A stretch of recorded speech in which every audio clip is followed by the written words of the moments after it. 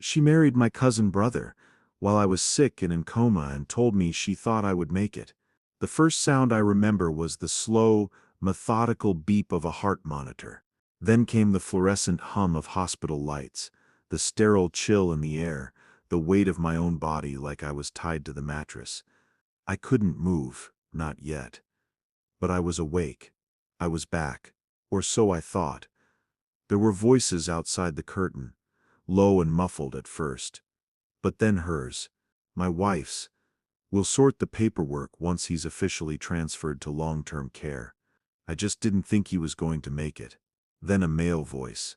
Familiar, closer. He's awake now. You sure he won't remember anything? She sighed. That sigh. I knew it too well. It doesn't matter. The marriage is done. I married Tony last month. I waited 6 months. I thought he was gone. Tony. My cousin. That was the moment I realized, sometimes death isn't the greatest betrayal. It's what they do when they think you're already dead. I blinked slowly, pretending to still be unconscious. A tear slipped into my ear. In that moment I didn't feel pain, not the physical kind. What I felt was something colder, like being buried while still breathing. She didn't cry when I was wheeled in. She didn't pause when they told her I might not make it. She moved on, not in grief, but in calculation. She didn't bury me. She replaced me. And the man she replaced me with, he shared my blood. If this story grips you, subscribe for more real-life betrayals, revenge, and justice told from a man's point of view. Because what happened next wasn't loud, but it was unforgettable. And I didn't just come back from a coma. I came back with clarity. Clarity sharp enough to cut through every lie they thought I was too broken to see. In the days that followed, I said nothing. I let them think I remembered nothing. Every morning, a nurse wheeled me to the edge of the hospital garden. I sat there, still, quiet, half-shaded in the sun, watching birds chase each other through the trees. She came only twice that week. The first time, she brought flowers. Tulips. I hate tulips. She knows that. The second time, she brought Tony. He stood by the doorway, not close enough to be seen as suspicious, but not far enough to be respectful either. His arms were crossed, his eyes scanning everything but mine. She smiled like a woman bringing comfort to a distant uncle, not a husband she used to fall asleep next to every night. "How are you feeling?" she asked. I didn't respond. I blinked, just once. Her smile faded. Tony nudged her, muttered something I didn't catch, and they left, quickly. That's when I began piecing it together, slowly, carefully. Like a man walking barefoot across broken glass. The signs had been there, long before the coma. Late-night errands that never added up. Bank statements that needed explaining. My cousin dropping by more often, always when I was asleep or in the shower. My phone going missing one day and reappearing with a cracked screen and wiped messages. The night before my collapse, she had come home late, said her sister needed help with her newborn. No kiss, no warmth, just the sound of her heels walking away from me in the hallway. I remember lying in bed that night, my chest tight, my arms numb, trying to convince myself it was heartburn. It wasn't. It was a stroke, or maybe a warning that my body could no longer carry the weight of a marriage already rotting from within. After the coma, I asked the nurse for my belongings. There was no wedding ring among them. When I asked about it, she looked confused, said I wasn't wearing one when I arrived. I had never taken it off in 27 years. That day I called my bank. My name was still on the account, but barely. She had moved half our savings into a joint investment account with Tony, the one we used to joke about over family barbecues, the one I bought his first car with, the one I trusted enough to co-sign a loan for when he almost lost his business. They were planning while I was fading, scheming while I was surviving. sleeping soundly while I was fighting for breath under machines. But here's the thing about pain. It sharpens your memory, and now mine was clearer than ever. I started watching, every twitch in her voice, every word they said around me when they thought I wasn't listening. Tony came to see me one afternoon, alone. He brought a flask of tea, like old times. "Just wanted to check on you," he said, trying to smile. I said nothing, just looked at his hands. Same hands that once helped me lift bricks when we built my back patio together. Now they trembled. He reached for his cup and spilled some. "Sorry. Still not sleeping right." I nodded, my face calm. He sighed. "Look, I know it's complicated, but we didn't think you were coming back." She was alone. We leaned on each other. He trailed off. I just blinked again. Let the silence fill the room like rising water. He looked away. That was the moment I knew. Guilt isn't loud. It's silent. It's sweaty palms and unfinished sentences and eyes that can't hold your stare. And they had it. Both of them. But they still believed I was weak, grateful to be alive, powerless. They didn't realize I was rebuilding something. Not just my muscles, not just my speech, but my memory, my will, and soon, my plan. But even the strongest plan needs people, witnesses, anchors, voices that remind you you're not crazy. So I reached out, not to confront, not yet, just to be heard. I called my younger sister first, Lillian. We hadn't always been close, but she was there when I married Evelyn. She knew our story. She had danced barefoot at our wedding, cried when we lost our first baby, and once said Evelyn was the best thing that ever happened to me. She picked up on the second ring. "Hey, stranger," she said, cheerful, distracted. I could hear kids playing in the background.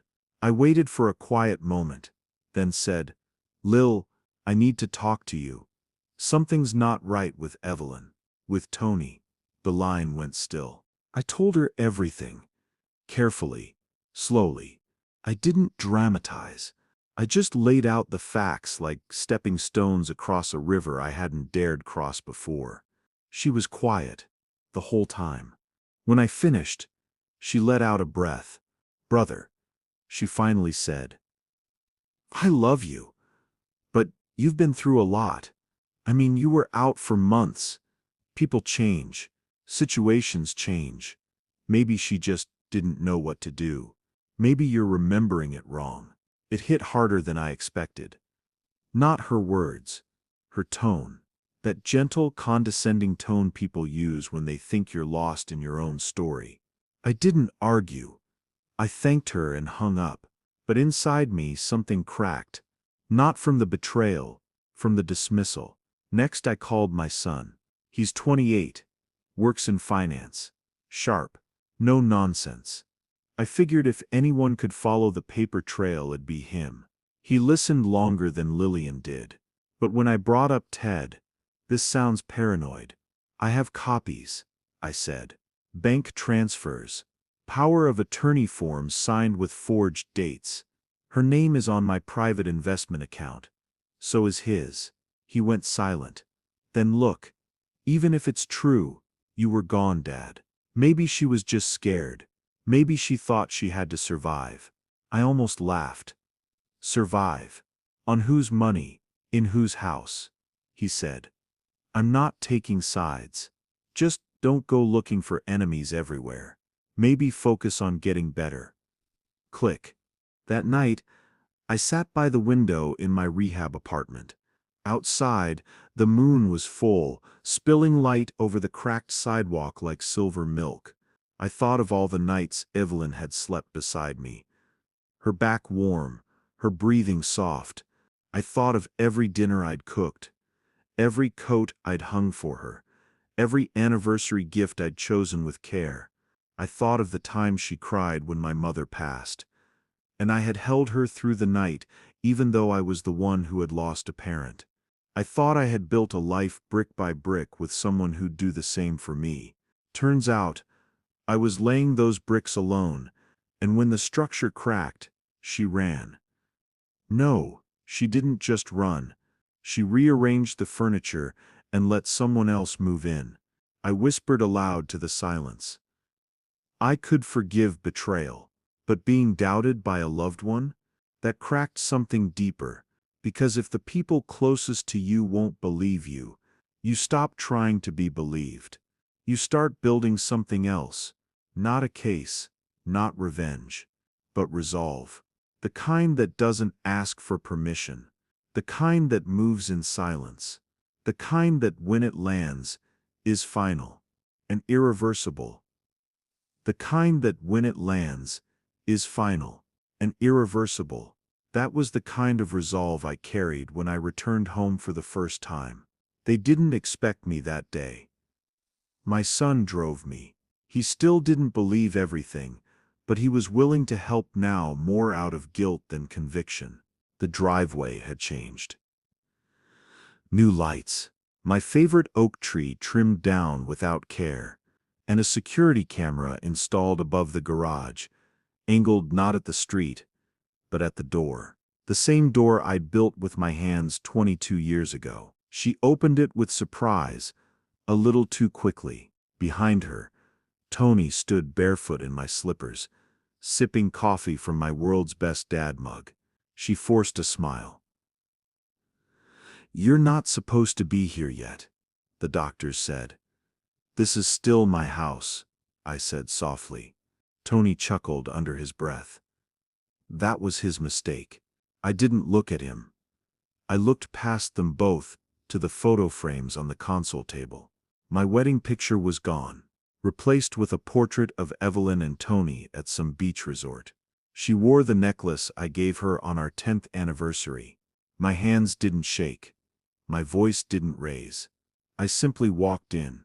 They didn't stop me. I walked past the living room, past the remodeled kitchen I didn't authorize, and into my study. The walls had been painted beige. My books were boxed up. My desk had been replaced. But I found what I came for. An old safe hidden behind the cabinet. They never knew it was there. I took them. On my way out, Tony stepped forward. "You need to let it go, man. You're lucky to be alive. Why stir up drama?" I looked at him and smiled. But I didn't speak. Not yet. Instead, I made one more stop at my old law partner's office. We'd started a practice together before he went private. We hadn't spoken in 5 years. He welcomed me with raised brows. "Back from the dead," he said, only half joking. I laid everything on his desk. "What do you want to do?" he asked, eyes scanning the documents. I stared out the window, at the city moving below us. "I want to undo what they tried to steal while I was still warm." He nodded slowly. "You'll need to stay calm. This is going to be surgical." I looked him dead in the eyes. "Daniel, I've already died once. Nothing scares me anymore." He walked me through the plan. They'd used a limited durable power of attorney to move some assets. That meant they claimed I was unfit to make decisions, while I was unconscious. They'd transferred half the house into a trust, with Tony as co-trustee. That gave them power to sell without my full consent. But Daniel had one trick. He leaned in, voice low. "If we can prove coercion, or undue influence while you were medically incapacitated, we can blow the whole thing open. But we need records, proof, and a damn good timeline." I nodded. He paused, then added, "You can lose if you fight emotionally. But if you think smart, you'll win without ever raising your voice." That stayed with me. Because I didn't want to fight. I wanted a reset. I didn't want revenge. I wanted my life back, clean, sharp, and undeniable. So I began collecting hospital intake records, EEG scans, my attending physician's signed statement that I was unresponsive at the time the power of attorney was signed. Then came the surveillance footage. Turns out, Evelyn had visited the notary office with Tony 2 weeks before I even woke up. 2 weeks They didn't even wait until I could blink on command. The final blow, emails between Tony and a mutual friend joking about needing to flip the house before the old man surprises them. He even called me the asset. I printed it all, not out of rage, but precision. When you're at war with cowards, the quietest weapon is the most dangerous one. And I was just getting started. The legal groundwork was forming beneath my feet like the slow rise of a tide, quiet but unstoppable. Still, part of me hoped. Hoped that someone, anyone from the family would speak up, step in, or even just look me in the eye and say, what they did to you was wrong. Instead, silence. No one called. No one came. The same people who toasted to our 20th anniversary, who danced barefoot at our cookouts and passed mashed potatoes across my Christmas table, were now busy staying out of it. I called my cousin Elaine, Tony's sister. We grew up together. She used to say I was the older brother she never had. I remembered her sitting on my shoulders when she broke her leg, begging me to carry her everywhere. She picked up, hesitant. I asked her plainly, "Did you know?" Long pause. "Then it's not my business." I almost smiled. "But it was your business when you asked me to co-sign your mortgage, wasn't it?" Silence. I didn't ask again. Next came Harold, my oldest friend, and once Tony's best man. I invited him to lunch. He showed up late, shifting in his seat like a man wearing a wire. "I heard things got messy," he said. "But Evelyn and Tony, they told us you were, not coming back, that you wouldn't want to drag it all through court now that you've recovered." "They said that?" He nodded. "They said you were tired, that you just wanted peace. Evelyn even said you gave her your blessing." My fork paused midair. "My blessing?" He looked embarrassed. "That's why no one's reached out," he added. "They made it sound like you were letting it all go." Letting it go. They'd rewritten my silence as surrender, turned my restraint into consent.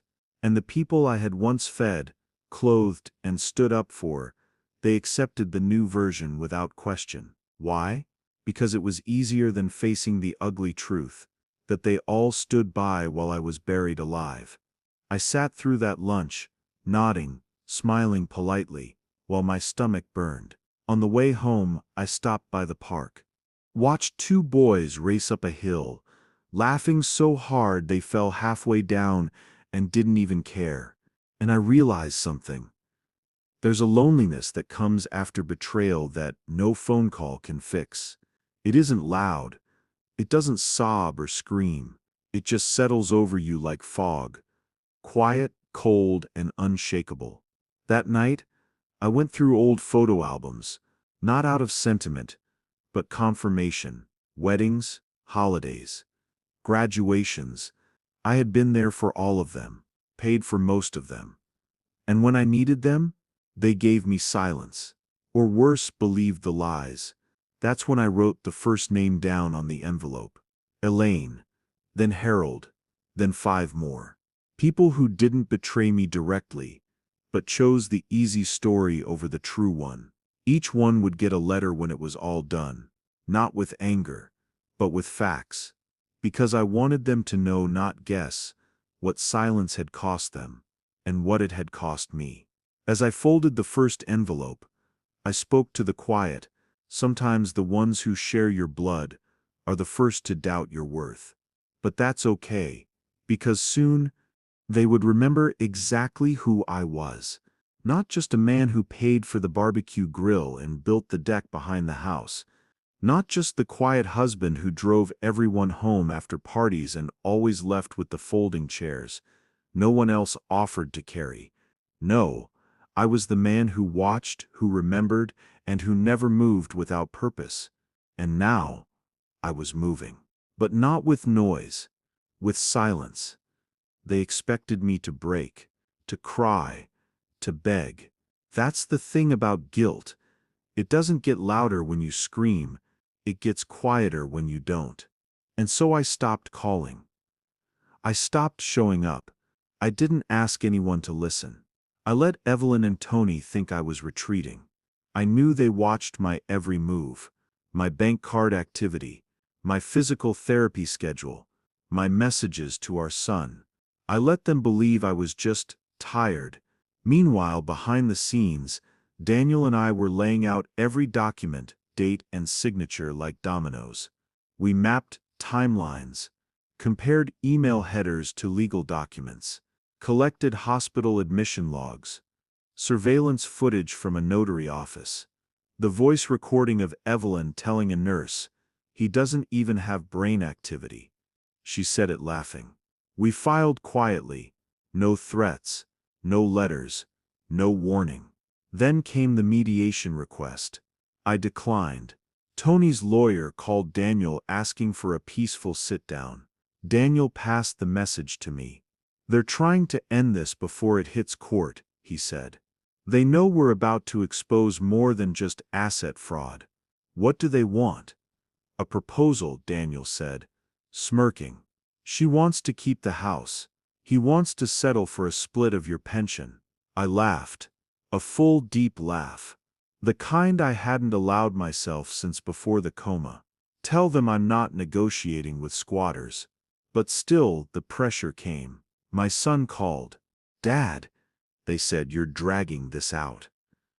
"I'm correcting something that should never have happened," he sighed. "Look, maybe it's time to let go. You have your health back. Why waste energy chasing the past?" I stayed calm. "That house is where your mother said her vows, and where she broke them. I don't care about bricks. I care about the truth." "You're being cold," he said. I replied, "I'm being clear." After that, I stopped responding to emotional pleas. I no longer needed permission to feel wronged, and I no longer owed anyone an explanation. The silence made them squirm. Evelyn sent a letter handwritten. I burned it without opening it. Tony left a voicemail. "We can fix this like family." I deleted it, because they weren't family. Family doesn't forge your name while you're in a coma. Family doesn't step into your house with your wife and try on your slippers. Family doesn't tell others you gave them permission to erase you. No, what they wanted now wasn't peace. It was control. But control only works if the other person is still dancing to your tune. And I had already left the room. One evening, our mutual friend Charles asked to meet. He was trying to be neutral. The kind of man who says, "I just want everyone to be happy." We met at a bench overlooking the water. He tried his best. "They're not bad people. They just made a mistake. Maybe if you could forgive." I cut him off. "They didn't make a mistake. They made a choice. And now I'm making mine." He looked stunned. "You're really going to take this to court?" "No," I said. "I'm going to take it to the end." He never called again. I didn't mind. Because by now, it was bigger than betrayal. It was about dignity. About proving that silence isn't weakness. It's strategy. That just because I didn't fight back with fists, didn't mean I wouldn't land a blow they'd never recover from. Let them call it petty. Let them call it obsession. I called it peace. Because the truth was, he wasn't just taking things. He was rewriting the story, making himself the victim, and I couldn't let him keep the pen. They had written me out of my own story, buried me beneath their convenience and lies, and handed each other the roles of grieving wife and loyal cousin. But now, I was writing the ending, quietly, sharply, without a single wasted line. First move? I bought a burner phone, not because I was hiding, but because I didn't want them tracking my calls anymore. I'd noticed Evelyn's tone changed every time I spoke to anyone, even my son, like she already knew what I'd said. And I wasn't about to hand over my next chapter through digital breadcrumbs. Second move, I hired a second lawyer, not instead of Daniel beside him. A specialist in medical power of attorney and fiduciary abuse. Her name was Celeste, young, but brilliant. The kind of woman who wore quiet-colored suits and asked questions that made grown men tremble. We met in a downtown cafe, neutral ground. I gave her everything. The hospital admission dates, the forged transfer of power of attorney, Evelyn's signature dated 2 weeks before I showed brain activity, the marriage certificate filed just 38 days after that. She flipped through the pages slowly, then closed the file. "You've got them," she said flatly. "Now the question is, what do you want?" I didn't hesitate.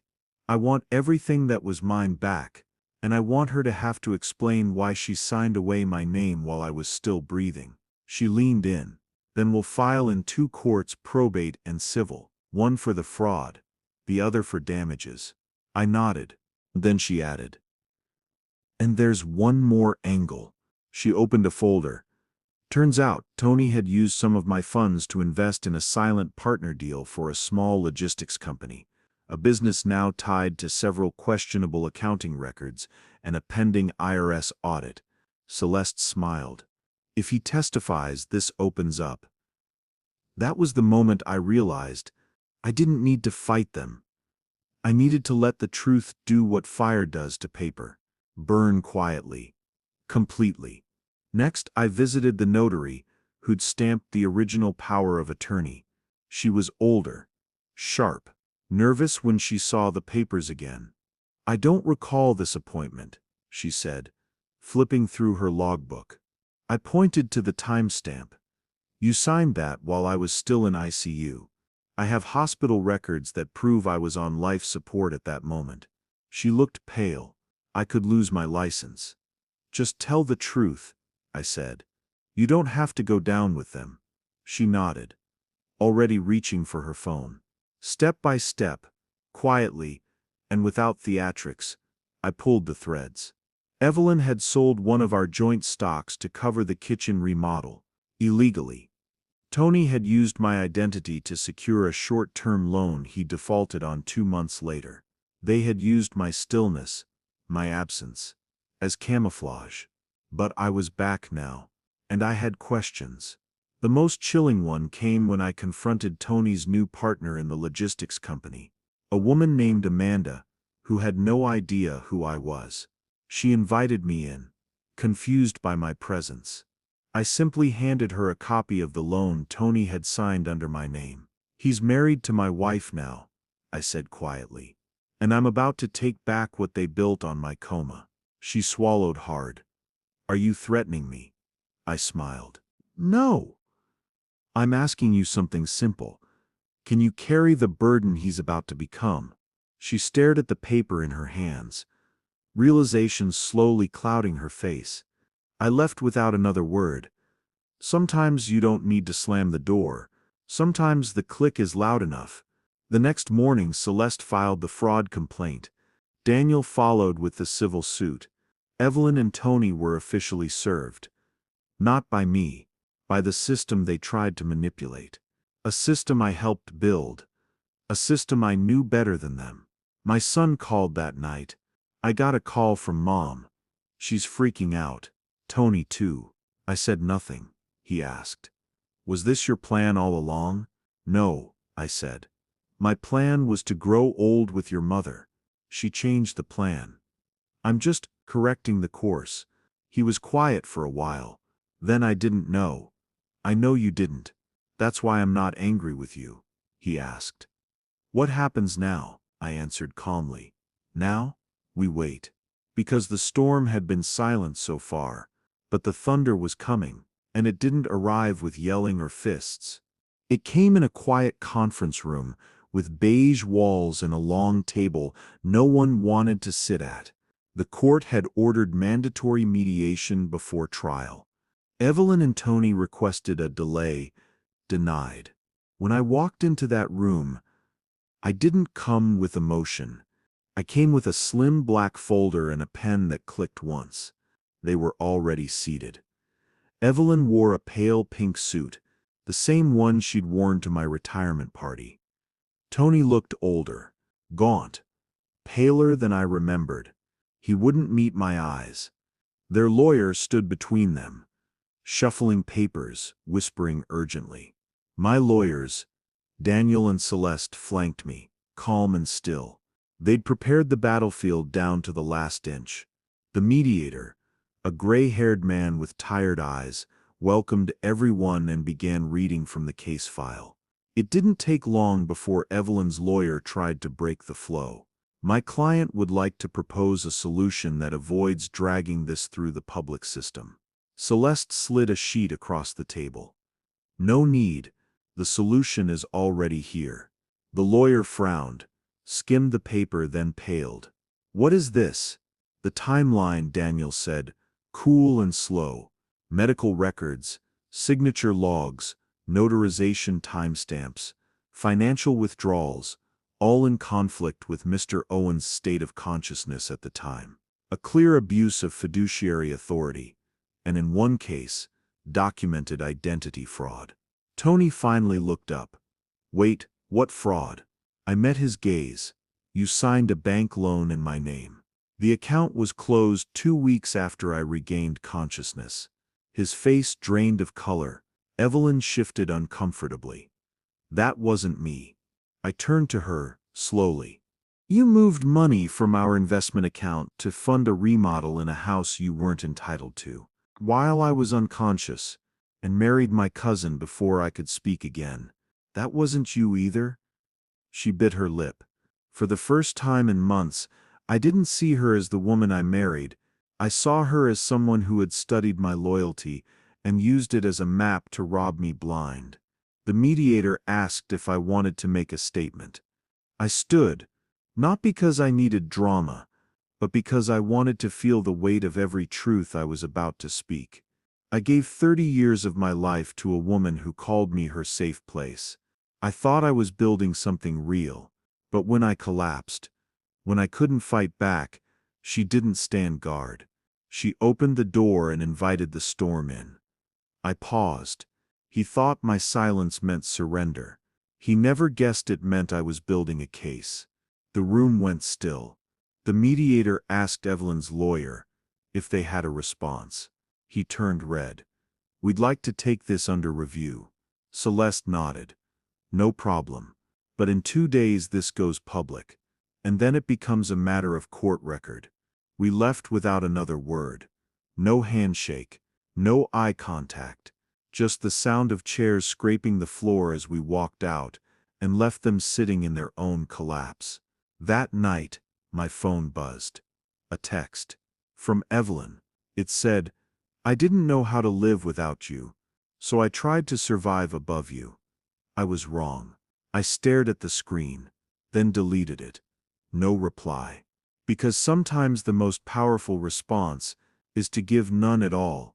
2 days after the mediation, Evelyn's lawyer folded. They requested a private settlement. No court. No trial. Daniel and Celeste told me I could push it public, make them squirm beneath every headline. But I didn't need spectacle. I just needed what was mine. The judge signed off on the revised agreement in chambers. The house was returned to my name. The joint investment account was split, my portion restored in full.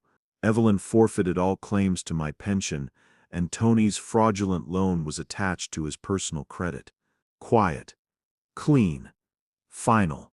They thought I'd roar, but I whispered, and the walls still fell. I didn't move back into the house. I sold it. It wasn't home anymore. Too many ghosts in the walls. Too many memories that didn't belong to me anymore. I bought a small cottage on the edge of town. 1 floor, a porch that wrapped around like an embrace. A vegetable patch that had gone untended for years, just waiting for someone to believe in it again. I started tending it. Tomatoes, peppers, collard greens. Things that grew with slow, deliberate patience, like healing. I began volunteering at the local community center, teaching young men how to build. Chairs, shelves, quiet discipline. I didn't talk much about the past, not because I was hiding it, because it no longer needed retelling. The people who mattered knew the truth. The ones who didn't, they never mattered to begin with. Every Sunday I made coffee and sat on the porch with my newspaper, watching the morning roll in slow and golden. Sometimes I'd catch myself listening, for footsteps, for apologies, for regret. But there was only birdsong, only breeze, and peace. Real peace. Not the kind you're offered in exchange for silence. The kind you earn by surviving the storm, and never letting it define you. One afternoon, my son came by. No call, just showed up. He sat on the porch beside me, eyes on the horizon. "I saw Mom," he said. "She looks different." I nodded. He hesitated. "I didn't believe you. Back then. I thought maybe you were bitter. But now I see it." He looked at me. "I'm sorry. I didn't say, 'It's okay,' because it wasn't. But I said, 'I'm glad you came,' and I meant it." He asked, "Do you ever think about what would have happened if you hadn't woken up?" I looked out at my garden, the squash blossoms, just starting to open. "No," I said, "because I did wake up. And I didn't come back to mourn. I came back to live. Not just to breathe and walk and speak, but to reclaim the man I used to be. Before betrayal taught me silence. Before loyalty turned into a weight. And peace became something I had to build with my own hands." Weeks passed, then months, and slowly, the ache turned into wisdom. Not all scars are visible. Some sit behind the smile, others sharpen the way you listen when someone says, "I love you." One evening, just before sundown, I heard a knock at my door. It was Marcus, the young man I mentored at the community center. His eyes were red, his shoulders tense. I invited him in without a word. He sat on the edge of the couch, fidgeting. "She left me," he said. "Took the car, the savings, everything. Said I was too soft." He laughed bitterly. "I should have seen it. My mom warned me. Everyone did." I waited, then said, "And you're here, because—" He looked up at me like a boy and a broken man all at once. "Because I don't want to do something I'll regret." I nodded, got up, poured him tea. We sat there, silence, stretching easy between us. Then I said, "Let me tell you a story." And I told him, pieces of it. Not the whole thing, just enough to help him breathe again. He asked, "How did you stay so calm? How did you not burn everything down?" I smiled. Because that's what they expected. They wanted my noise to drown out their guilt. Instead, I gave them silence, and let the truth speak louder than I ever could. He shook his head, a mix of awe and grief. "You ever regret it? Not lashing out?" I leaned forward.